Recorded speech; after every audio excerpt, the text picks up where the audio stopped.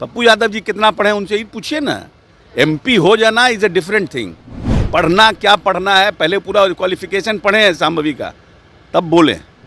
और ऐसा कोई नहीं है कि कोई पहली बार गया है तो वो बच्चा है, और कोई 5 बार से गया तो बहुत भारी पहलवान है। कार्यकारी अध्यक्ष बना है। ये अच्छी बात है, क्योंकि अब आने वाले समय में 1 साल के बाद बिहार में चुनाव है और माननीय नेता उतना समय बाकी राज्यों में नहीं दे पाएंगे। उसने उन्होंने कार्यकारी अध्यक्ष की नियुक्ति की है, और कार्यकारी अध्यक्ष की नियुक्ति होने से हमें लगता है संजय झा की नियुक्ति होने से पैन बिहार, क्योंकि बिहार के जो कार्यकर्ता लंबे समय से इस इच्छा को पाले हुए थे कि हमारी पार्टी राष्ट्रीय पार्टी के रूप में उभरे, उसमें कहीं ना कहीं बिहार की जो एक्टिविटी थी वो कारण बन रही थी।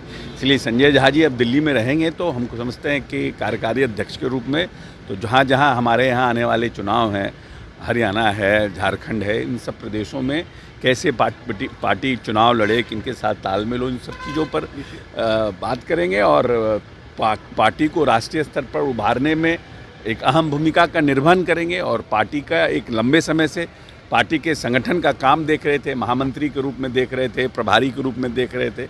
मैं समझता हूं कि ये एक अच्छा और उचित निर्णय है और समय पे किया गया माननीय नेता का निर्णय है। सर विशेष राज्य के दर्जे को लेकर के, स्पेशल पैकेज को लेकर के सर कोई बात नहीं? स्पेशल पैकेज को लेकर राजनीतिक प्रस्ताव जो पारित हुआ है उसमें हम लोगों ने जो हमारे पुराने डिमांड हैं, स्पेशल या तो बिहार को विशेष राज्य का दर्जा मिले या विशेष पैकेज मिले, उस राजनीतिक प्रस्ताव में हमारे जो नेशनल एग्जीक्यूटिव ने उसको पास किया है।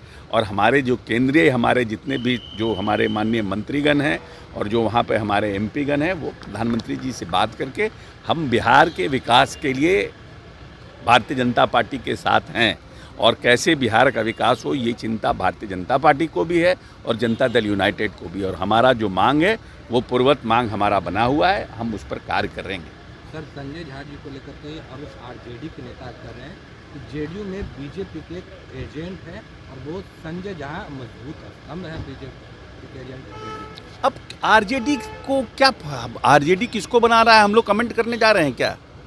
अब ये हमारे लिए चिंता आरजेडी करेगी कि आरजेडी अगर हमारे लिए चिंता करेगी कि हमारा कौन पदाधिकारी बन रहा है और कौन किसका है, तो इसका मतलब कि हम लोग दिवालिया हो गए हैं। अब आरजेडी के दिमाग से अब हमारा जनता दल यूनाइटेड चलाएं, यही ना आप मतलब आरजेडी चाहती है कि हम आरजेडी से एनओसी ले करके फिर अपने जेडीयू का जितने लोगों को कमान दिया जाए। तो नीतीश कुमार इतने दिन से जो सरकार चला रहे हैं, संगठन चला रहे हैं, तब तो बेकार है कि कौन किसका एजेंट है, क्या है, ये भी डिसाइड करेगा आरजेडी। इसका क्या मतलब है? तेजस्वी यादव लगातार क्राइम को लेकर के और गिरते पुलों को लेकर के ट्वीट कर रहे हैं, कह रहे हैं गिरते पुल को लेकर ट्वीट कर रहे हैं। तो पिछले 1.5 साल से इस प्रदेश के ग्रामीण कार्य मंत्री कौन थे? इस प्रदेश में क्या नाम है, पथ निर्माण के मंत्री कौन थे? पुल तो एक दिन में बना नहीं है। क्या हम लोग ग्रामीण कार्य का चार्ज लिया और पुल बनना शुरू हो गया? कोई कमेंट करने के पहले देखना चाहिए, किसी को समझना चाहिए। क्राइम की स्थिति जो बढ़ी है, क्राइम में थोड़ी बहुत जो भी घटनाएं हुई उस पर तुरंत कार्रवाई हो रही है। हमारी सरकार पूरी तरह से निष्पक्ष रूप से जो क्रिमिनल है उनको पकड़ने का काम करती है। लेकिन जितनी भी घटनाएं घटी हैं वो या तो ज़मीन को लेकर के घटी है या अदावत को लेकर घटी है। कोई ऑर्गेनाइज क्रिमिनल इस प्रदेश में अभी पैदा नहीं हुआ है जो ऑर्गेनाइज रूप से क्राइम कर रहा हो और उसको सरकार पकड़ने में विफल रही हो। सर एक सवाल है, संभवी चौधरी को लेकर पप्पू यादव का बयान आया है, वो पहले पढ़ ले, सीख ले और तब बोले। पढ़ ले, सीख ले, बोले, तब आप तो पढ़ाई कर ही रही है। तो उम्र 25 साल है, एमए कर ही ली है दिल्ली स्कूल ऑफ इकोनॉमिक्स से, एलएसआर से ग्रेजुएशन कर ही ली है। पप्पू यादव जी कितना पढ़े उनसे ही पूछिए ना।